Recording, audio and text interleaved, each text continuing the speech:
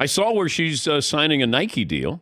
Now it's 8 figures, so that could be $10 million or $99 million. Right. Correct? That's the 8 figures. And she's going to have her own shoe, which to me, I mean, it's genius to be able to sign her up because think of all of the girls and women out there who loved Caitlyn Clark, going to continue to follow her in the WNBA, and they're going to want to have her shoe. But the Sabrina Ionescu, that's the shoe. That's been the shoe the last couple of years. She plays for New York. But Caitlyn Clark, she could have a line of shoes. That could, be workout shoes, basketball shoes, casual shoes. Yes, Marvin. And when they come out, the Iowa women and the Iowa men are going to have Caitlyn Clark shoes. And the colorway is perfect. It's got the navy blue, the yellow, and the red for the Fever. I mean, okay. They're going to have a great commercial. Yeah. Nike's going to do it up with Caitlyn. Yes. But think of all of the players now, men and women, who would be moving merchandise. And you got a whole new audience here. The women will be buying these shoes. Your wife is going to be buying your daughter's shoes. But the Sabrina Ionescu shoe, that's been the hot one the last couple of years. But yeah, she's signed her deal with Nike. I know people have come out and said, wow, it's embarrassing, the disparity between salaries with the NBA and the WNBA. And okay, well, if you're bothered by it, then buy season tickets. Invest in the WNBA. Like, this is a business. The NBA subsidizes the WNBA. Yes, there's a disparity there, but there's a reason for that. The draw, how many people watch, how important it is, but the NBA subsidizes the WNBA. Without the NBA, you don't have the WNBA. Yes, Eden. Yeah, I mean, there's 12 teams. Yeah. Yeah. There's 12 teams. It's a growing league. Yeah. They finally have not finally, but they have a different caliber of star right now than they've had go into the league. And hopefully they capitalize on it to the point where you'll have a player like Juju Watkins at USC who would leave college to go to the WNBA because the money would be great. I mean, that might be what Caitlyn Clark brings to the WNBA. She's going to bring recognition. Maybe salaries go up. But they collectively bargain these salaries, and the highest paid player is like $250,000. That's why players go overseas and play. Now, might not seem fair, but it's just, it's the market. It's supply and demand. And maybe Caitlyn Clark. Oh, by the way, I got this. DraftKings sent me this. Over under points per game in her rookie season, Caitlyn Clark. How about I go around the room? What is it? Over under points, Caitlyn Clark, rookie season. Paul? Total number? No. The over under scoring average. 18-9. All right. Todd?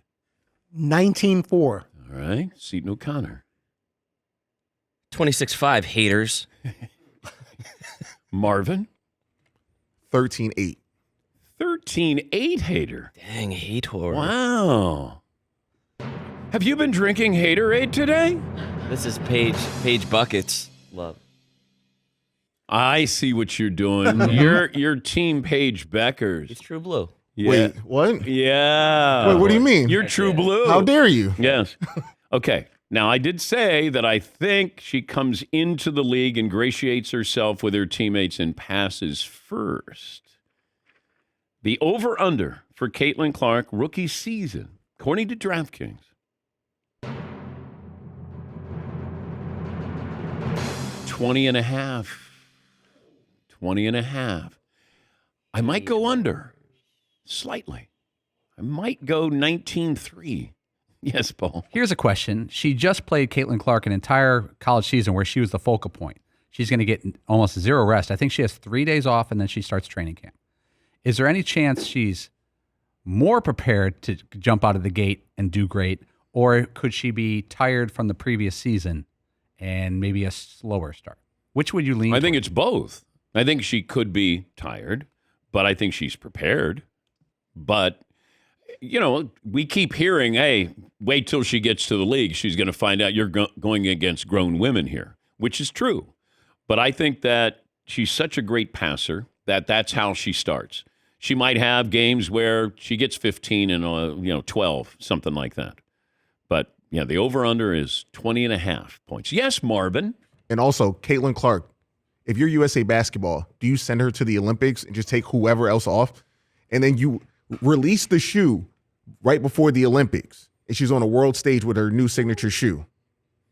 I don't know if they have they have a uniform. I don't know if they have uniform shoes that everybody has to wear. No. Everybody wears their signature shoes, but in Olympic colors. If you go to the Olympics, all those NBA players, they have their shoes on in USA in red, white, and blue. Okay. Caitlyn Clark, Nike. But the Olympics are in August. The season ends in September, correct? Yeah, that means some of them won't be playing the full season. Yeah. I haven't heard. Does she want to play in the I'm sure she wants to play, but I don't know if you go in right away to the WNBA and then say, hey, by the way, I'm going to play for the Olympics. Yes, Paul. I had the WNBA schedule. This year, they built in an Olympic break. So the WNBA All-Star game is July 20th. Then the season pauses for, I have 20 days, July 21st to August 14th, the entire Olympics. Okay. There's an Olympic break, and then the league picks back up again. So the league will go later this year.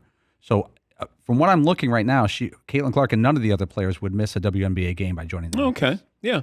Smart. Yeah, I could see. But you want to wait to the Olympics to unveil the new shoe. I would imagine that you've already got this shoe designed. Yes, Marvin.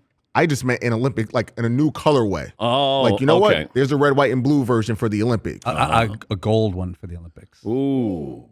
Well, Iowa gold. There you go. Whoa, see what I did? We're workshopping. Yeah, bloop, bloop, bloop.